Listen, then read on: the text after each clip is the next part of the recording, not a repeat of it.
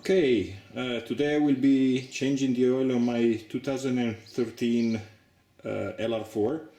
It's a 5-liter petrol engine, and I'm going to use the vacuum method from the top of the engine rather than the old-fashioned method of draining from the bottom oil drain pan, because it's supposed to be cleaner. So we're gonna give it a shot and see what happens. The tools I'm gonna use are obviously oil. Land Rover calls for a very expensive Castrol Professional Edge oil 5W20. Impossible to find, and when you do find it at the dealer, it normally is $10–15 a quart at least. Since I'm replacing the oil every 7,500 miles rather than 15,000 like Land Rover recommends, I don't need such an esoteric oil. I just figure I would use a very high quality synthetic oil such as Mobil 1 here.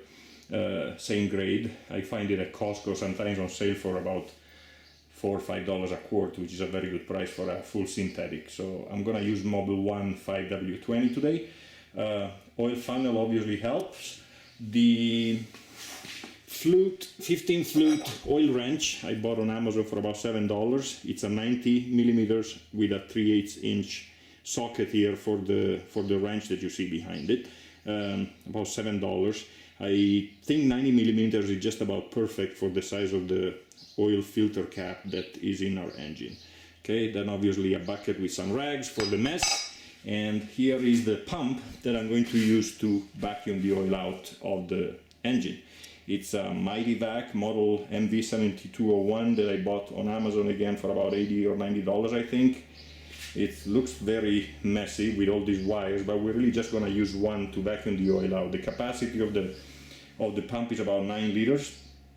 The Land Rover LR4 engine should dispense about 8 liters when you vacuum the oil out, so this should be just about the perfect size for the job. And it's time to get to the filling cap, which is right here, and the oil filter, which is underneath this stupid cover here. So you just lift it kind of up and away from the engine, and the whole thing just comes off.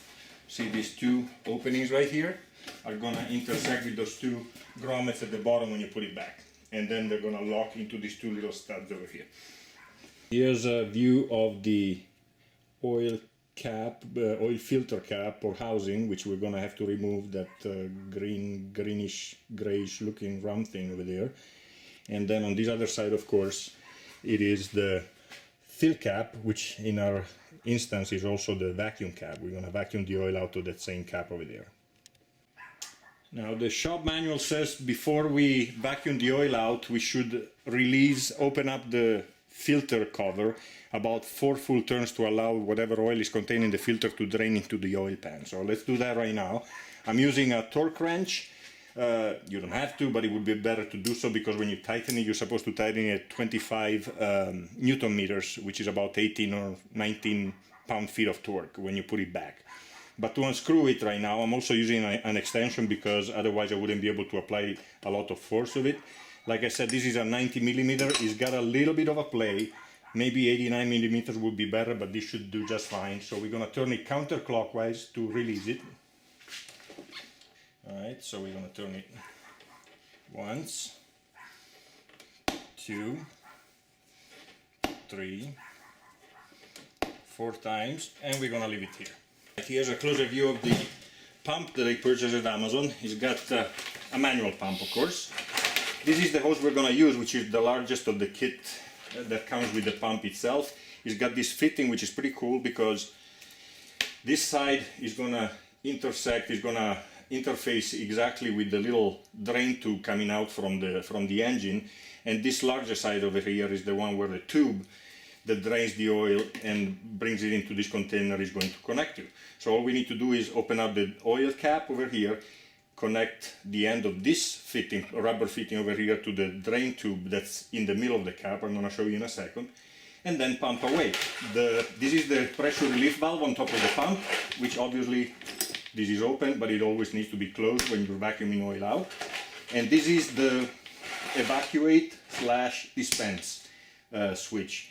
In order to evacuate the oil from the car, we need to leave it in evacuate position, which is down like this. Make sure you don't screw up, otherwise you're going to make a big mess. So we're removing the oil cap over here. The engine is warm, so watch out. Put it on the side. The small end of this tube over here goes into the small tube that comes out right in the middle of the opening here. Okay, it's a perfect fit, so this is actually the perfect solution. Okay, now I'm going to connect this end over here to the pump on the floor. There's a quick connect over here, just make sure that you connect it securely all the way in, so it doesn't spray any oil when you suck it out. And now start pumping, about 10 to 12 pumps to begin. Here's the oil.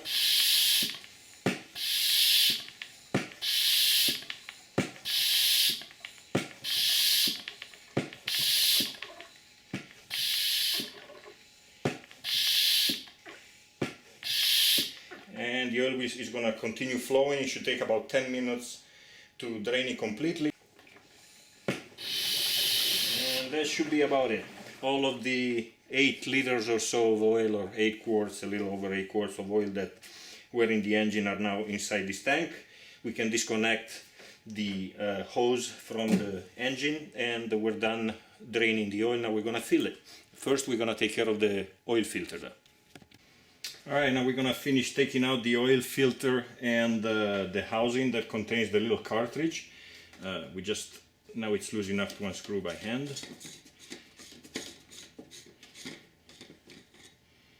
Here it is. Cover it up for a second while we take a better look at it. Okay, here's our oil filter. I took off the little wrench that I use. Here's the housing and the filter. This is the one instance where you're gonna get your hands a little bit dirty. This little O-ring around here needs to be removed. It comes included in the new filter, which I forgot to mention before I also purchased. This is an original part. It's a filter cartridge which comes with this large O-ring over here, the sealing O-ring for the housing that you can simply discard and replace with the one in the box. The filter is cheap, made in China. I thought it was some sort of fancy German manufactured filter, but it's just a filter made in China. It's spec'd by Mali, and this is the replacement gasket that's going to go around here. Make sure that when you put it on, you don't stretch it too much and break it. Okay, you still have the old one just in case, but it's supposed to be replaced. The cartridge, the filter just comes out like this, and now we're going to take a rag and clean inside this housing as best as we can before we put the new cartridge in. Okay.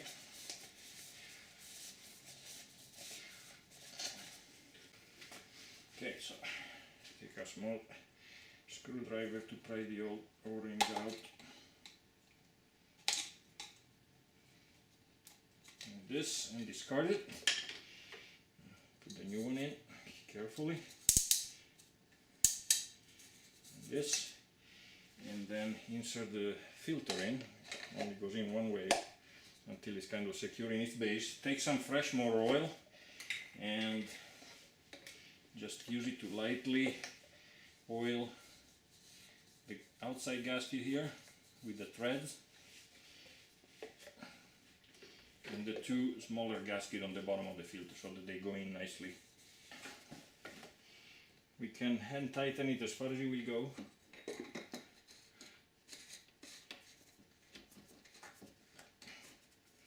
Make sure that you put it in straight and you don't cross thread it, because you don't want to damage the thread over here. So I'm going to take it out and just double check. Yep, it's incorrect.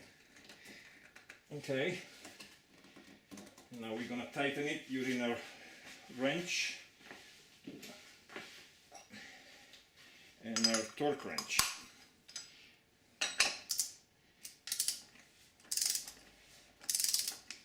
Like I said, I pre-calibrated the torque wrench to be at 25 Newton meters, or 18.5 approximately pound-feet of torque. Not very much. There you go. Okay, filter is on. Let's fill the car with oil. Okay, I bought this $2 funnel to make my job a little bit easier. Push it into the opening over there and then start pouring in oil. I'm gonna start with about 8 quarts, that should be enough.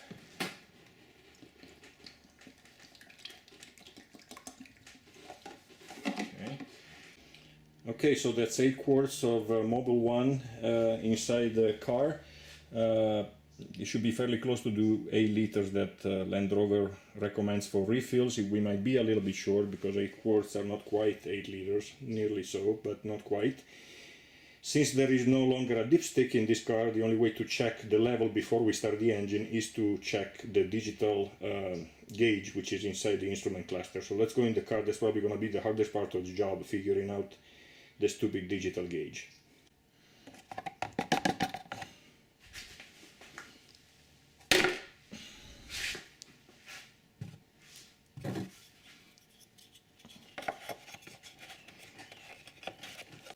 Okay, obviously we don't want to turn on the engine yet until we have verified how much oil is in the car, whether the level is good. So let's check the digital gauge. In order to do so, don't start the engine, just push the ignition button so the car turns on.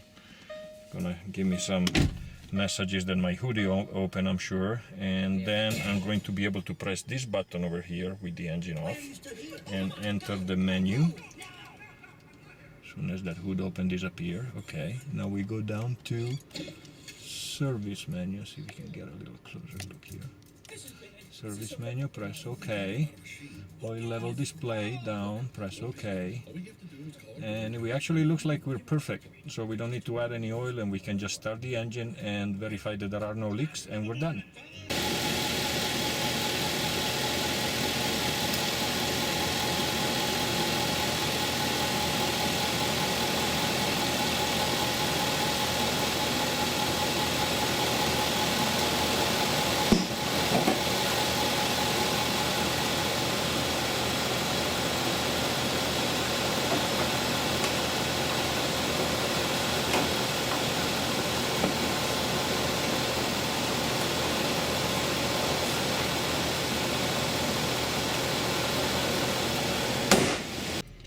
Well, that's about it. I'm going to let the engine run for another 10 minutes now that I closed it and everything seems to be okay.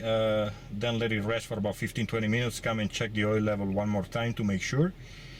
And that's it. It's an oil change that barely gets your hand dirty. You don't have to crouch under the car. I think it's a much better method than the old-fashioned one of the oil pan. Hope it helps. If you have any questions, you can reach me on the forums. Thank you.